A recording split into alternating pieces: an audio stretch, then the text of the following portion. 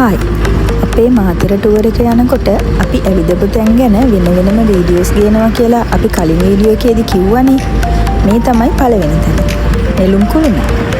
අපි පොළොන්නරුවේ ඉඳන් කොළඹ කොටුවට ගිහිල්ලා එතනින් මාතරට යන්න තිබුණ ගාලු කුමාරි කෝච්චියට ගොඩක් වෙලාව තිබුණ හින්දා අපි තීරණය කරා නෙළුම් කුළුණ බලන්න යන්න. ඉතින් අපි කට්ටිය කෑම එහෙම කාලා පික්මී එකක් දාගෙන නෙළුම් කුළුණ ළඟට ආවා. මම මේ නෙළුම් කුළුණ බලන්න යන ෆස්ට් ටයිම් එක.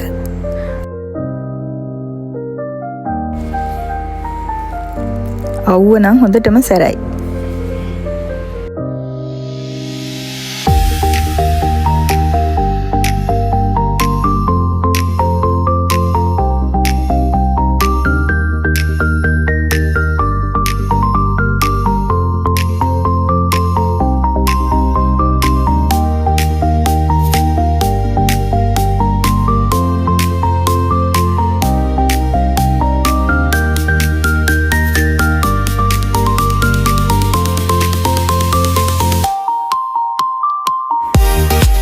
මේ තියෙන්නේ ටිකට් කවුන්ට් එක.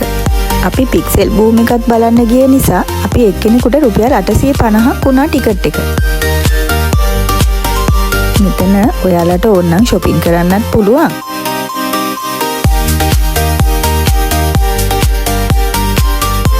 අපි මුලින්ම පික්සෙල් බූම් එකට යන්න හිතුවත් එතන අපි යනකොට සෙෂන් එකක් පටන් අරගෙන තිබුණ හින්දා විනාඩි 20ක විතර වෙලාවක් යනවා කිව්වා එක ඉවර වෙන්න.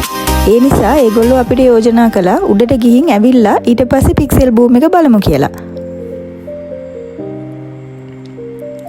අපි ඉතින් මේ උඩට යන්නයි ලෑස්තිය.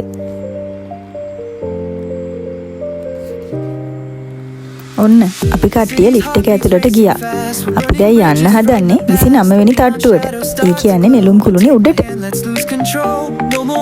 No more doubt, let the silence drown it out. Close your eyes and feel the flame. We'll never be the same. We run with the night, hearts in overdrive. ඔන්න බලන්නකෝ හරිම පුංචි වෙලාවකින් නෙළුම් කුළුණේ උඩට යන හැටි අපි.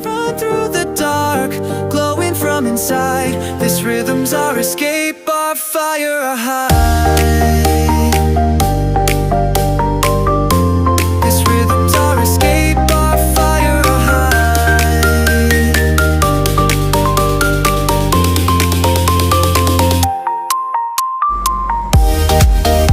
හරි අපි දැන් 29 වෙනි තට්ටුවට ආවා.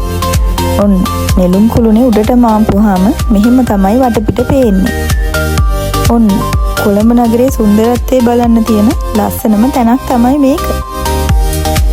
ඈතින් ෆෝර්ට් සිටි එකත් පේනවා.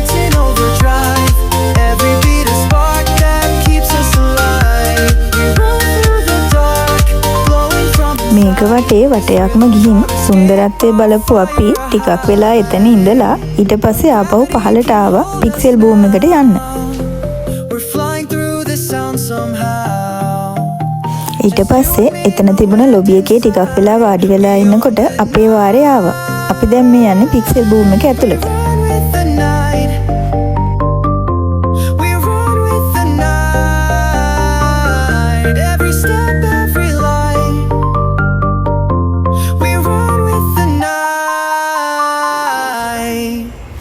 මෙතන ඇතුළට ගියාම මුලින්ම කොළඹ නගරයේ ඉතිහාසය ගැන පොඩි වීඩියෝ එකක් තියෙනවා. පොඩ්ඩන්ට නම් ඒක ගොඩක් වැදගත් වෙයි. කොළඹ නගරයේ ඉතිහාසය ගැන ඉගෙන ගන්න.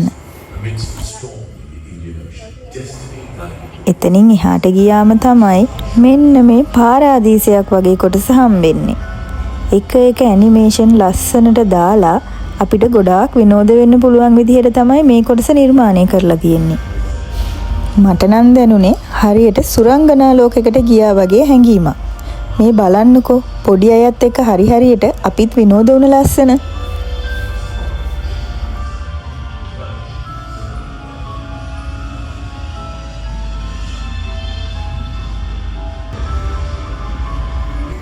මේ ඊළඟ කොටස. එතනත් අර වගේම තමයි. මේ මෙතන තියෙන පුංචි පුංචි කෑලි වල උඩට ගියාම ඒ රූපේ ඉන්න අදාළ සතා අර ස්ක්‍රීන් එකේ ඇක්ටිව් වෙනවා. ඒක හරිම විනෝද ජනකයි. අපිත් එක්ක ගිය පොඩ්ඩෝ ටික මෙතනින් ගලව ගන්න නම් හරිම අමාරු වුණා. පොඩ්ඩෝ විතරක්මත් නෙවෙයි හැබැයි.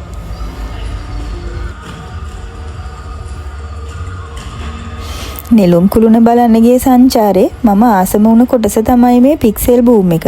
අපි ඇත්තටම එතන ගොඩක් විනෝද වුණා. ඔන්න ඔහොමයි නෙළුම් කුළුණ බලන්න ගිය සංචාරේ ඉවර වුණේ. ඉතින් මාතර ටුවර් එකේ තව වැදගත් කොටස් කීපයක්ම තියෙනවා. ඉස්සරහදී ඔයාලත් එක්ක ඒකේ වීඩියෝස් වලින් හම්බෙන්නම්. එතකන් අපිත් එක්ක රැඳිලා ඉන්න.